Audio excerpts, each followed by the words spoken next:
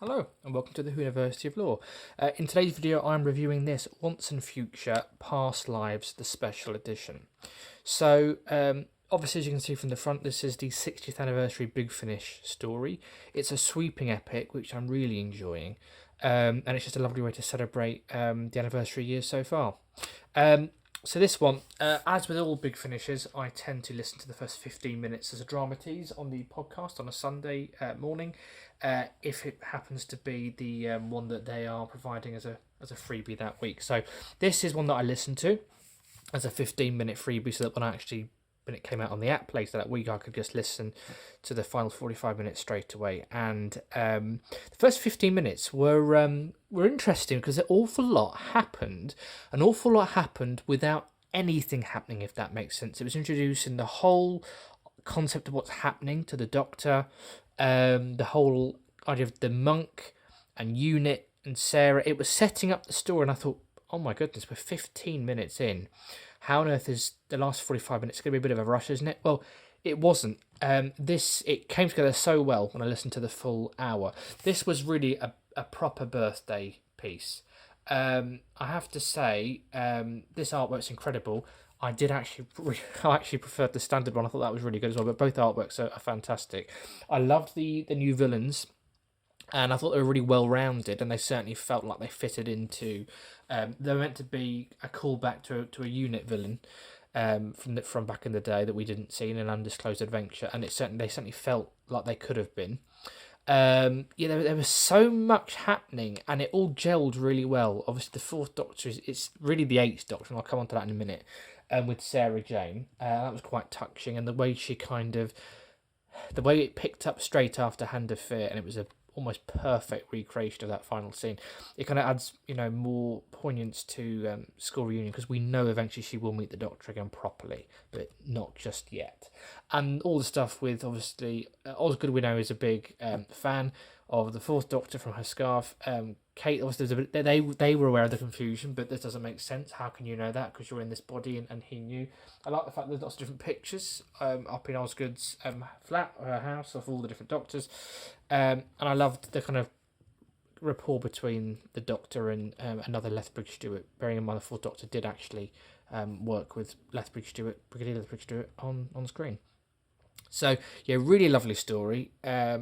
Action-packed, and as I say, listening to it at the beginning, I thought, how on earth?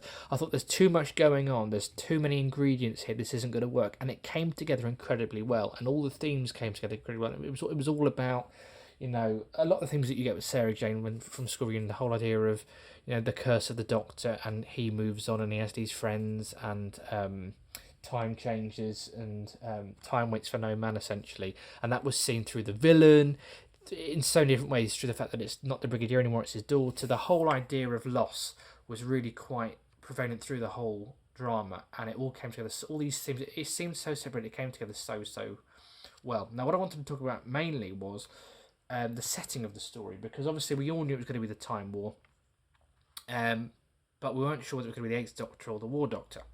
I'm pretty sure it's the Eighth Doctor who features in this story.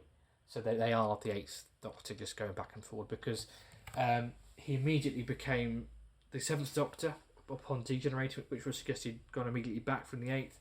And if you look at the video, the little promo, which was fantastic, it was basically an animation of the opening scene. Remarkable. And that had the Eighth Doctor's costume, the Eighth Doctor's TARDIS. So it looks like it's the Eighth Doctor, but there were some great performances from all the Doctors, bar McGann. Going back, we had McCoy, Colin Baker, Peter Davison, Tom Baker, of course, and then we had the wonderful performances of the first three Doctors as well, from the various actors who play them at Big Finish. So, yeah, really lovely story. It was a real celebration. I think the next one, which I'll review later, once I get that physical copy, the next storyline was more of an exploration of the character of the Doctor, more of a character piece, whereas, excuse me, whereas this one was more of a celebration. It was more of a party. This was the party started. This was kicking it off. A little bit like Name of the Doctor, really. The party started. A little bit of it was unashamedly, loads of brilliant ingredients popped together on it, and as I said, it came together really well. So obviously each one in this range has got the incarnation it features and one of the key characters. So this is the special edition. It came with extended extras, which were a joy to listen to, really giving extra depth to the story. If I go on the back, we've got the blurb. It is nice. You do.